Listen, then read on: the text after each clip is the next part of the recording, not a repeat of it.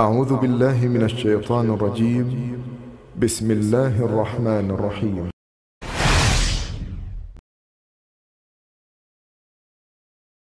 ایوب علیہ السلام انبیاء کی جماعت میں سے ایک ہستی ہیں۔ اللہ تعالیٰ نے صبر کے معاملے میں بطور خاص ان کا تذکرہ فرمایا ہے، لوگوں کے لیے ایک مثال اور نمونہ ٹھہرایا ہے۔ اللہ تعالیٰ نے آپ کو آپ کی قوم سوران کی طرف مبعوث فرمایا۔ یہ قوم ملک شام میں رہائش پذیر تھی۔ آپ بہت زیادہ مالدار تھے۔ اللہ تعالیٰ نے آپ کو بہت زیادہ نعمتوں سے نوازا تھا۔ آپ کے پاس بے شمار مویشی تھے، لا تعداد نوکر چاکر تھے۔ اللہ نے آپ کو بہت سی زرعی زمین بھی عطا فرمائی تھی۔ آپ تاجر بھی تھے۔ تجارت کا سلسلہ دور دور تک پھیلا ہوا تھا۔ اللہ تعالیٰ نے آپ کو کثیر اولاد بھی عطا فرمائی تھی۔ آپ کے ہاں 7 بیٹے اور 7 بیٹیاں تھیں۔ آپ خود بھی صحت مند اور طاقتور تھے۔ آپ کے اصحاب کی تعداد بھی کافی تھی۔ گویا اللہ تعالیٰ نے آپ کو گوناگون نعمتوں سے نوازا تھا۔ آپ روئے زمین پر نعمتوں سے مالا مال شخص تھے۔ اللہ تعالیٰ نے آپ کو آزمانا چاہا تاکہ بعد میں آنے والے لوگوں کے لیے آپ صبر کی مثال بن جائیں۔ آخر صبر کا مرحلہ شروع ہو گیا۔ آپ کا سب مال و متاع ہلاک ہو گیا، یہاں تک کہ آپ فقیر ہو گئے۔ آپ کی زندگی ہی میں آپ کی ساری اولاد اللہ کو پیاری ہو گئی۔ کسی کا ایک بیٹا بھی فوت ہو جائے تو وہ کتنا غمگین ہوتا ہے، متاثر ہوتا ہے۔ سیدنا یعقوب علیہ السلام پر غم کس طرح طاری ہوا، یہاں تک کہ آپ کی آنکھوں کی بینائی تک جاتی رہی۔ مارے غم کے وہ گھل گئے تھے، جبکہ ان کا کوئی بیٹا فوت نہیں ہوا تھا، اور ادھر 7 بیٹے اور 7 بیٹیاں فوت ہو گئے۔ یہی نہیں، تمام مال مویشی ہلاک ہو گئے۔ معاملہ اس پر بھی ختم نہیں ہوا، آپ شدید مرض میں مبتلا ہو گئے۔ بیماری اس قدر شدید تھی کہ آپ چلنے پھرنے سے معذور ہو گئے، اٹھنے کی سکت نہ رہ گئی، یہاں تک کہ آپ کا گوشت گرنے لگا۔ آپ کی آزمائش انتہا کو پہنچ گئی۔ اب آپ کے ساتھی بھی آپ کا ساتھ چھوڑنے لگے۔ انہیں خوف محسوس ہوا کہ کہیں ان کی بیماری انہیں بھی نہ لگ جائے، کہیں یہ کوئی ایسی بیماری نہ ہو جو ایک سے دوسرے کو لگتی ہو۔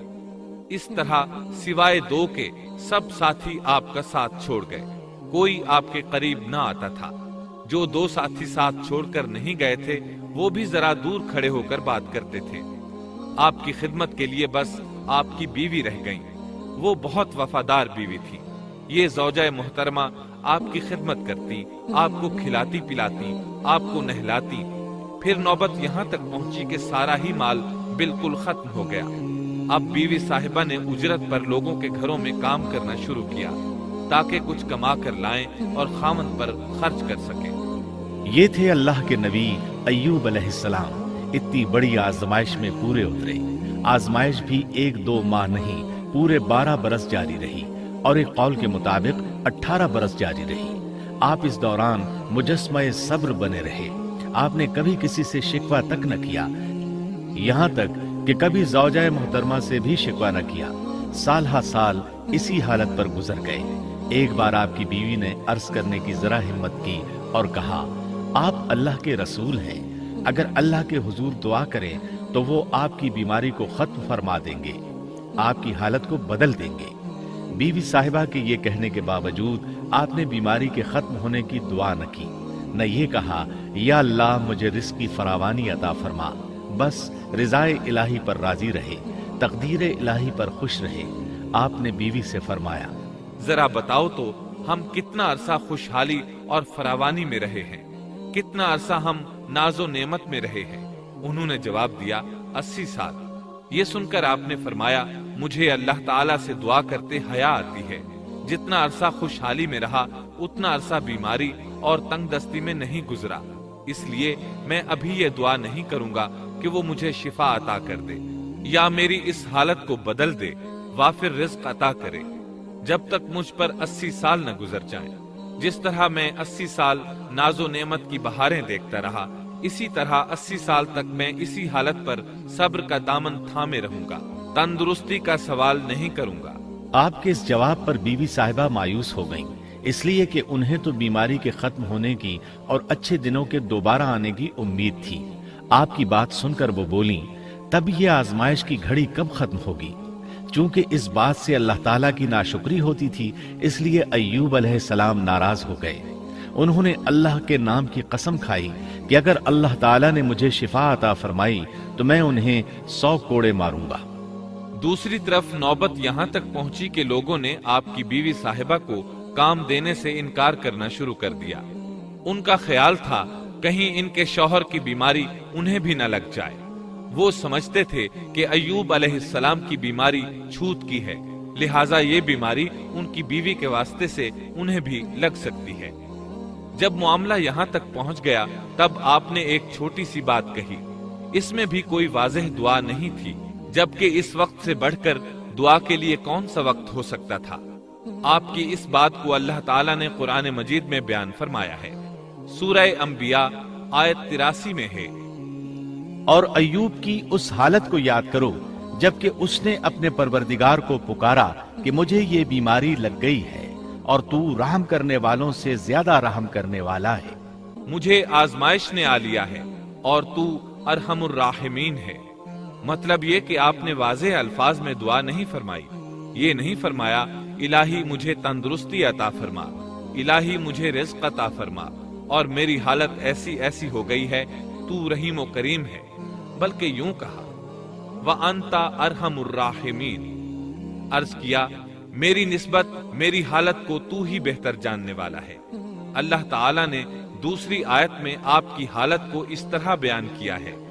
سورہ صاد آیت 41 میں اللہ تعالیٰ فرماتے ہیں، اور ہمارے بندے ایوب کا بھی ذکر کر جبکہ اس نے اپنے رب کو پکارا کہ مجھے شیطان نے رنج اور دکھ پہنچایا ہے۔ گویا آپ نے اس بیماری اور مصیبت کو اللہ تعالیٰ کی طرف منسوب نہیں فرمایا، بلکہ اللہ تعالیٰ کو اس سے مبرہ و پاک ٹھہرایا اور اسے شیطان کی طرف منسوب کیا۔ یوں نہیں کہا اللہ تو نے مجھے مصیبت میں ڈال دیا، بلکہ اس کو غیر اللہ یعنی شیطان کی جانب منسوب کیا۔ حدیث میں بھی اسی طرح آتا ہے، برائی تیری طرف سے نہیں ہے۔ آپ نے اپنی حالت کو بھی ایسے ہی پیش کیا اور یوں عرض کیا، اللہ تعالیٰ نے آپ کی التجا کو اسی لمحے شرف قبولیت سے نوازا۔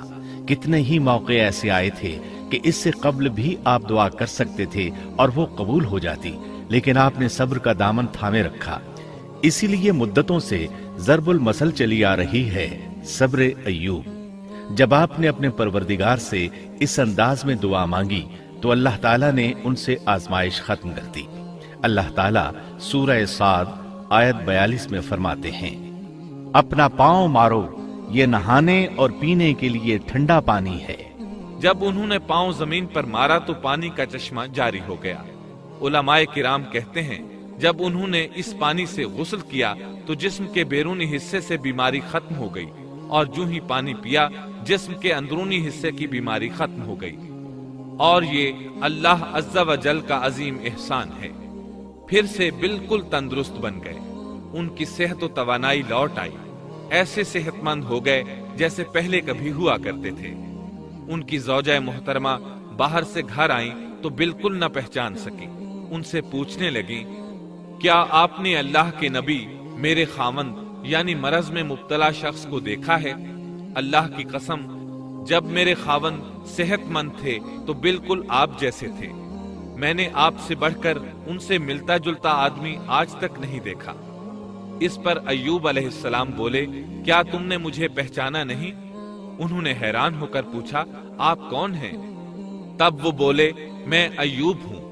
وہ بولی، سبحان اللہ، اس کا مطلب ہے بیماری ختم ہو گئی، اللہ تعالیٰ کا احسان ہو گیا۔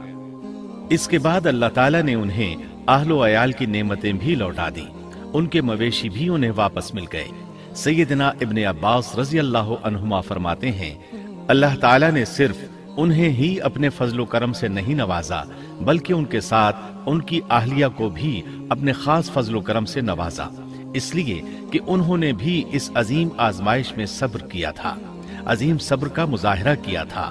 اللہ تعالیٰ نے ان کی جوانی کو بھی لوٹا دیا۔ ان سے سیدنا ایوب علیہ السلام کے ہاں 26 بیٹے بیٹیاں پیدا ہوئے۔ یہ روایت بھی ملتی ہے کہ 26 بیٹے ہی بیٹے تھے، بیٹیاں اس کے علاوہ تھی۔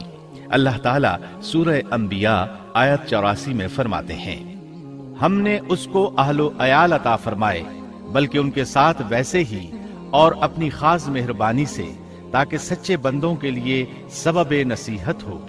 مطلب یہ کہ ان کی جوانی واپس کر دی، مال و دولت لوٹا دیا، اور یہ چیزیں انہیں فوراً واپس کر دی تھی۔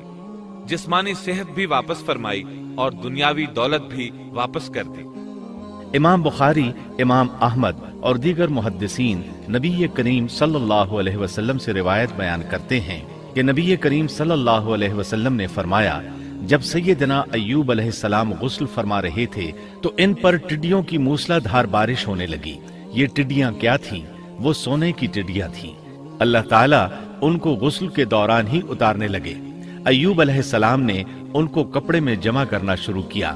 اس پر اللہ تعالیٰ نے فرمایا، اے ایوب، کیا میں نے تجھے مالدار نہیں بنا دیا؟